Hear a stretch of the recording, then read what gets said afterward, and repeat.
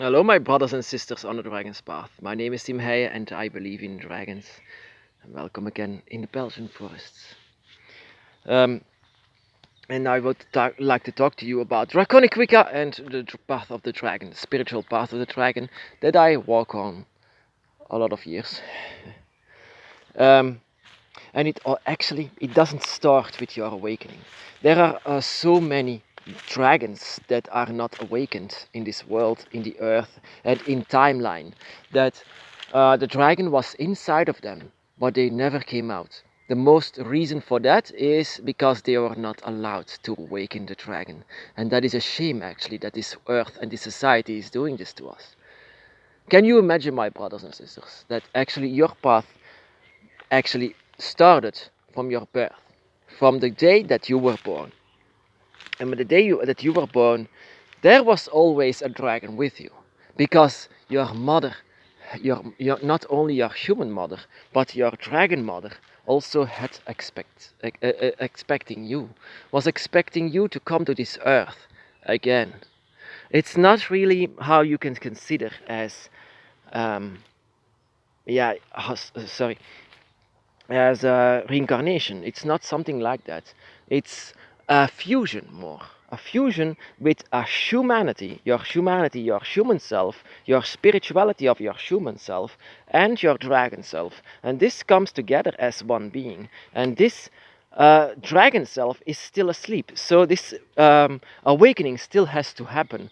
But your path of the dragon already has begun, even though you didn't know it, because it was still sleeping. And that is why you still have this urge sometimes, that you have, oh, I love dragons, but I don't know what to do. When the dragon is woken, when they are awakened, then you know what to do. And what you have to do, I know, loving the dragon. That is your first assignment that you do when you awake on the dragon's path, that you are fully aware of where you are standing. The first thing that I did was an explosion of energy, an explosion of, um, of emotions that I had. And what do I have to do now for the love of the dragon? You just love the dragon. Love the dragon. That is the first thing you need to do. Connect with your dragon. Talk to the dragon. Do everything to come together. Remain in contact. That is the first thing that you need to do. Remain with each other. Be together. They cheated death to become. To become more like you, to be here, to manipulate nature, so they could be here with you. They did a lot, and I know that it seems actually very normal that a spirit comes here, but no, the dragon was behind 5 gates. 5 gates that nature locked them up into this.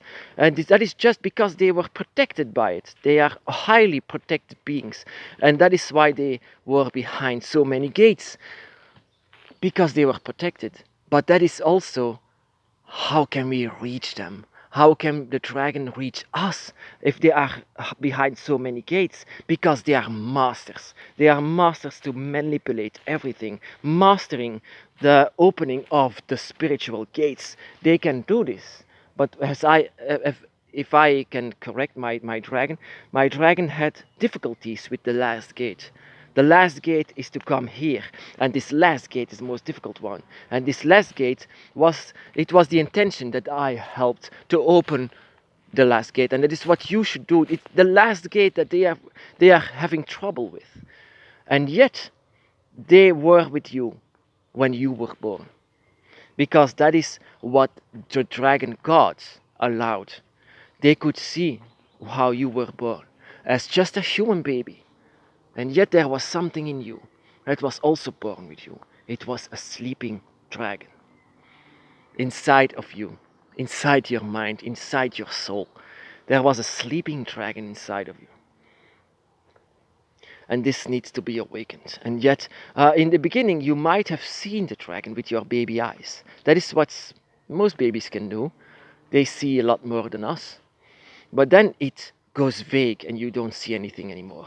And then you just rely on your feelings and your senses and your instincts. Your instincts can be draconic. That is why it's so high. That is why you can sense the dragon so darn easy. Even though the dragon is so far away, yet you can still sense them. even if they are behind gates. That is also why you are very sensitive to spiritual energy, not only of the dragon, but also other spiritual energy. You might have a ghost in your house and you might feel it. That is basically it. But yeah, you are highly sensitive to for spiritual energy, which means especially for draconic energy. This draconic energy that streams within you, that is still sometimes not awakened. When this is awakened, this is 100 times fold the power that you felt before. You will not be the same person again after your awakening. That is the big difference. In the same, yeah, I would say, wait. Actually, the same thing that happened to me was when I was just a child. Um, it happened that I had strange visions of also draconic spirits, and um, it opened a lot of yeah.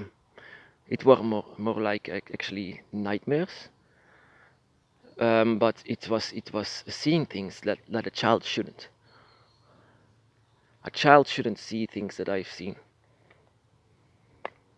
And but it I tend to forget all these memories of these nightmares. I could say maybe like visions because I remember them very well. That I could see behind gates. I could see shadows. I could see, and they were actually touching me. And yeah, I'm seeing things like that. Yes, when I was 6 years old, I believe it was, yeah, it's quite something. But yeah, I don't remember my birth, of course not. But I actually, um, I felt that the dragon was always with me, and I listened to my dragon. My dragon said, "I've always been with you. I've always seen you."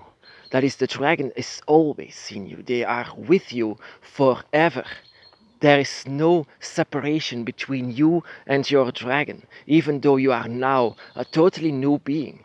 Your spirit still has the same energy, and your spirit cannot die. When they die, they will become one with the dragon.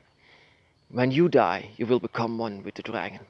When you die, you will become one with nature, alongside the dragon, and you don't have to worry about anything that humanity has done to you.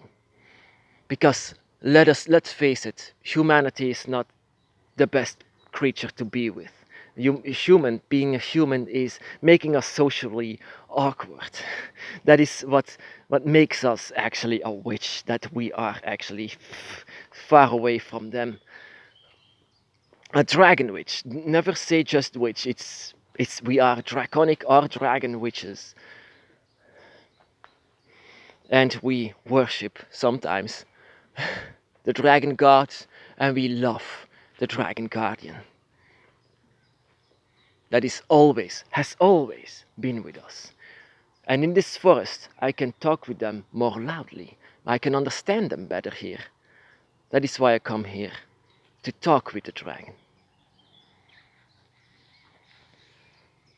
Always have been there. When you were born, on the table, there were more mothers than one. More even dads than one. My brothers and sisters, be blessed.